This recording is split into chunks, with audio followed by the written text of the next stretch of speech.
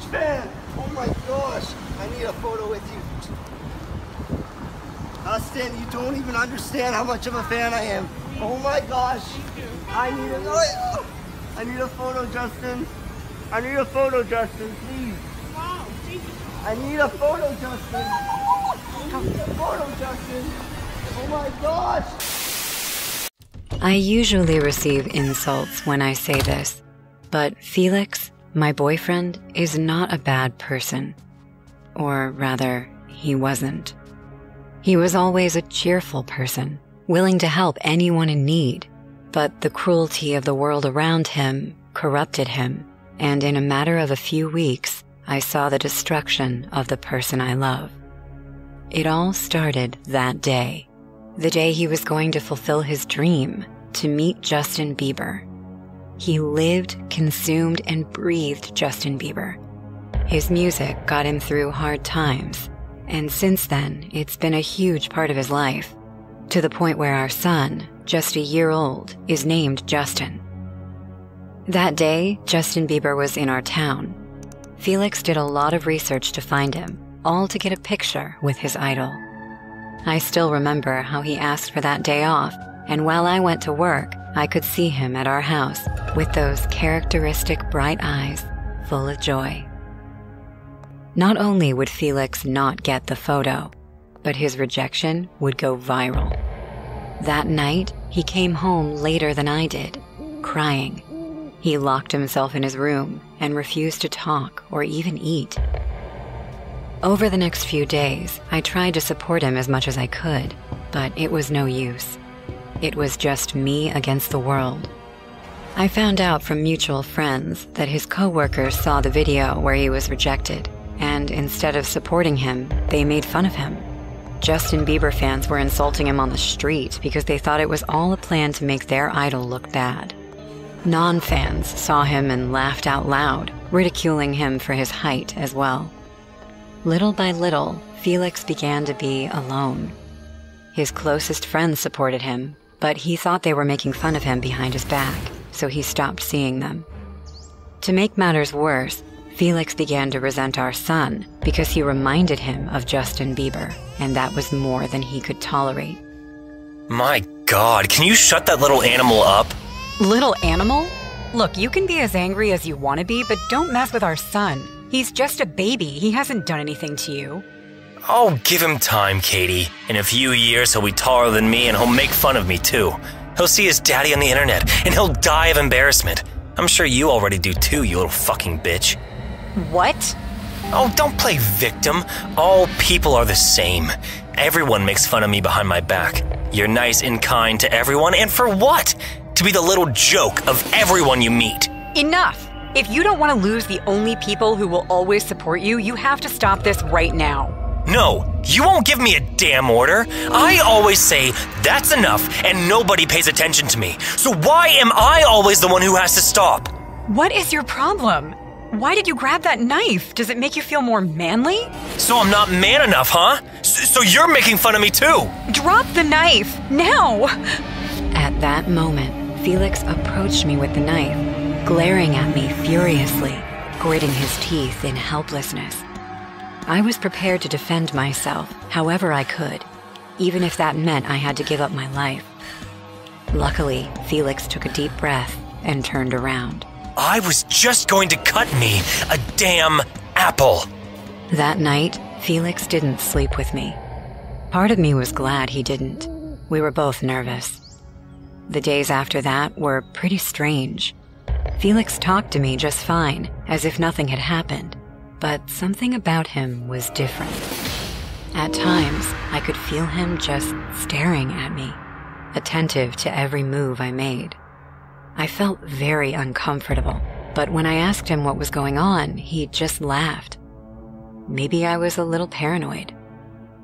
The Wednesday that passed was his day off, the day he was supposed to take care of little Justin. That day, Felix was particularly cheerful and told me to go to work as usual. I went with a smile, thinking that father and son were starting to get along again. But whether it was a mother's instinct or just a hunch, I felt something was wrong. After a few hours, my instinct won. I told my boss I was feeling sick and left several hours early. I went into the house and put my finger on the light switch, but before I turned it on, something caught my attention. The house was filled with a strong smell of gas. I decided not to flip the light switch and opened all the windows, letting the natural light illuminate my home. When my eyes cleared, I couldn't believe what I was seeing. Justin was on the kitchen floor, crawling around. Next to him, all the stoves were on, filling the house with gas. Shocked, I looked at the light bulbs. They were broken. If I had come home from work later and turned on the light, the house would have burst into flames. I quickly grabbed Justin, worried he might suffocate, but he was fine. The gas had been turned on recently. I called Felix, not knowing what I was going to tell him, but to my surprise, the phone rang near me in the garage. After turning off the gas and leaving Justin in a safe place, I grabbed a knife and walked slowly toward where the noise was coming from, ready to defend myself from my son's father if necessary. With every step I took, I felt my heart pounding harder and harder. I got goosebumps, and in an impulse of courage, I took a small leap toward the entrance of the garage. It was empty, and the cell phone was on top of the table, ringing. I checked his cell phone to find some clue as to what was going on, and found more than I wanted to. Felix had many messages from people telling him where Justin Bieber was staying. Looking at the online purchases he had made, there were enough guns and ammunition to wipe out a small army. Still in the garage, next to where I had found his cell phone, the home camera monitor showed a particular recording. For the last few nights, Felix would go from our bed to Justin's room and spend hours standing in front of him, knife in hand, doing nothing. At that moment, it became clear to me what was going on. Felix was going to kill me and my son in this house while he was initiating a shootout at the hotel where Justin Bieber was.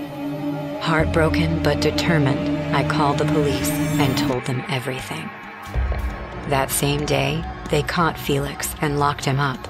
I was aware that if he went to trial, it would be my testimony that would convict him, but it never came to that. A few days after he was arrested, he committed suicide inside the prison. The singer's lawyers paid me not to talk to anyone about what happened. They didn't want to know how easy it was to find the idol and try to kill him. I wanted to give my son a better life, so I accepted the money and watched as all of this just became an internet story. Felix was forgotten by the world. I know he was a good man, but society turned him into a monster. If you have a loved one who is being discriminated against or is going through a hard time, support them as much as you can. You have no idea how much you will miss them when they're gone. Hey guys, I hope you're enjoying the video. If so, please leave a like. And also, a small percentage of people that watch my videos are actually subscribed. If you want to support this channel and make this channel reach the 1 million mark, please consider subscribing. It's free and you can change your mind later. Enjoy. My sister is a huge fan of Justin Bieber, so much so that her love for him once reached its highest toxic level. Every Saturday night, we used to go to the mall and hang out. I was sitting in my room when my sister Shirley came rushing in. Molly, we have to go to the mall. Today? Why? It's Monday. Trevor called me. He said he saw Justin and Haley at the arcade. Really? Come on, hurry up. You have to take me there now. I could see her face turning red in excitement. I quickly got dressed and we hopped in the car. When we reached the mall, we expected it to be filled with fans, but it seemed like very few people knew about Justin being there. Shirley rushed to the game zone on the second floor, and I followed her. Her friend Trevor was standing outside the zone, waiting eagerly for her. As soon as he saw her, he smiled big. What took you so long? They're inside. Let's go. We three walked in and saw a group of 6 or 7 people watching something in the corner. Pushing them aside, Shirley moved ahead and we saw Justin Bieber and Hailey playing the game side by side. I understood they were competing against each other, and everyone had gathered here to see who would win. I bet you can't beat me, Hailey said in a joyful voice. Even though she said it in a kiddish way, I could see Justin being too into the game. His face was turning harsh as he tried so hard to get the highest score. Shirley was standing beside me. She seemed all pumped up too and said, After he wins, I'm gonna ask him for a selfie. You're confident he'll win? Of course, he is the best. Hailey will never defeat him. What if she does? Don't be stupid, Trevor. There's no comparison to JB. Now shut up and let him concentrate. As if he cares about our support. We kept watching them going hard on each other, and the game was right at the end. The scores flashed, and to all of our surprise, Justin lost the challenge. As soon as he lost, his demeanor changed drastically. He began screaming like a defeated kid. No! This can't be! I won! I won! Come on! You won because I wasn't even trying so hard, okay? That is not true. Accept it. Accept that I beat you. Justin and Hailey started fighting amongst themselves when a girl standing beside Shirley said to her friend, Told you dumb Justin would lose. I don't understand why his fans even like him. Shirley's face turned red in anger as she heard the girl. She suddenly turned toward her and said, What did you say? What? What did you call Justin? Exactly what he is. Dumb. Ah! How dare you insult him in front of me? I will choke you, you witch! Saying this, she jumped on that girl and grabbed her hair. Both of them fell to the floor and began the catfight. On the other hand, Justin and Hailey immediately left the mall, seeing this sudden chaos. But my sister was completely out of her mind. She scratched the poor girl's face with her sharp fingernails and kept screaming. Justin is great! He is not dumb! You're dumb! How dare you insult him! Leave me alone, you crazy psycho! Only a crazy girl like you can be a fan of that stupid Justin Bieber. You won't leave this place alive today! Trevor and I jumped in and tried our best to separate them from each other. As I grabbed Shirley to pull away from her, she bit me in the arm after yelling, Don't try to stop me! I'm not letting this witch go! She needs to learn! Ugh! Get this mad woman off me! Their fight was becoming too intense. None of us could separate Shirley from that girl. At one point, she grabbed the girl's ear so hard that her ear piercing came out, cutting her earlobe. She started crying, and the mall security finally intervened. After a huge ruckus, the security guards finally managed to separate them. The girl was taken to the hospital, and Shirley was arrested by the cops. I called Dad and told him to come to the police station. Trevor and I told the cops what happened. We tried to convince them to let Shirley go, but they had proof. Also, the girl's family filed a report against Shirley. No way they were letting her leave without some punishment. When Dad came, the girl's mom gave him a death stare and said, Once you get her out of this place, make sure you take her to a psychiatrist. She is crazy. Shirley was sitting right beside me, wearing handcuffs. She looked at the girl's mother and widened her eyes in anger.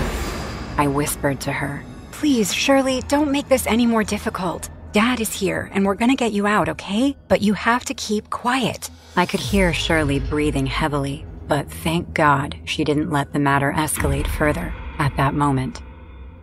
Dad and I apologized to the girl's parents and bailed Shirley out. We were walking toward the car when we again came across the girl's parents. They were getting in their car as well. Shirley called out to them, saying, Excuse me! The girl's mother turned back and looked at Shirley with a pissed-off face. I will never forget what Shirley said to her that night. Her terrifying words still ring in my ear like a nightmare. A huge grin appeared on her face, and she said in a spine-chilling but calm voice, Because of your daughter, I failed to take a selfie with Justin today. When you see her at the hospital tonight, do tell her that next time I will chop her ears off. I will chop them so clean that she will never be able to hear music, let alone criticize a talented singer like Justin Bieber. Tell her I will see her again. Okay, that's enough, Shirley. Get in the car! I'm sorry. My sister is not in her right mind right now. Please forgive her. Dad got into the driver's seat, and I hopped in with Shirley. She hung her head out of the window, looked at the girl's parents one last time, and let out a psychotic laugh.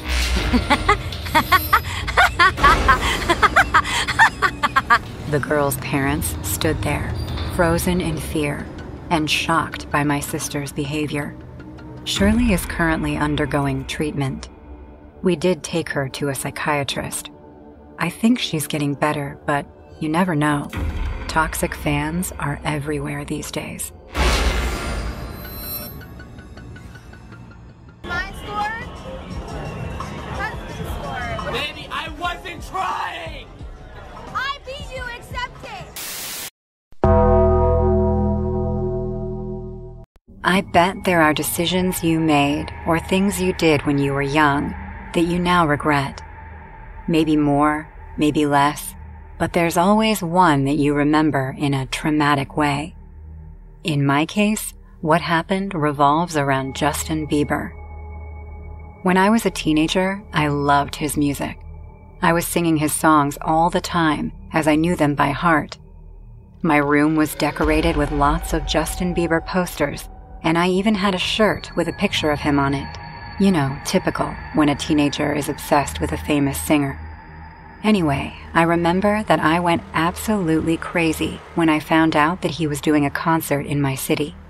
It didn't take long for me to beg my mom to pay for a ticket so I could go. Please, Mom, I have to go. It's Justin. You know how much I adore Justin. Please. I'll think about it. After making a deal, she agreed, but there was one condition. I couldn't go alone, although I wasn't going to anyway. My best friend, Anne, was a huge Justin Bieber fan too, so we wanted to go to the concert together. That afternoon, I called her to tell her the news. Anne, my mom gave me permission to go. Oh my god, we'll get to see Justin together. I know. We both bought the concert ticket, and from then on, we waited, very excited for the day to come. When it was finally that night, I put on my Justin shirt and went to talk to my mom, who was going to take me to Anne's house. Let's go, Mom. Is Anne ready? She has to be. Soon we got in the car and went to my best friend's house. Once we got there, I called her a couple of times, but she didn't answer, which worried me, since I knew Anne would never be late for Justin's concert. I'll go ring the bell. I did as I said, and very soon I heard someone running toward the door. When the person opened it and I could see her, I couldn't believe that it was Anne. I'm sorry, Ash. My makeup took longer than I thought. The most obvious detail was that she had dyed her hair blonde, but it didn't suit her at all. In fact, that color made her look sick, along with her pale skin. Besides that, she had put on too much makeup, so her face looked strange. Meanwhile, her clothes weren't much better. Like me, my friend was wearing a shirt with a photo of Justin, but she had personalized it and had written "I love you" in red paint, probably in a rush, since it was very badly written.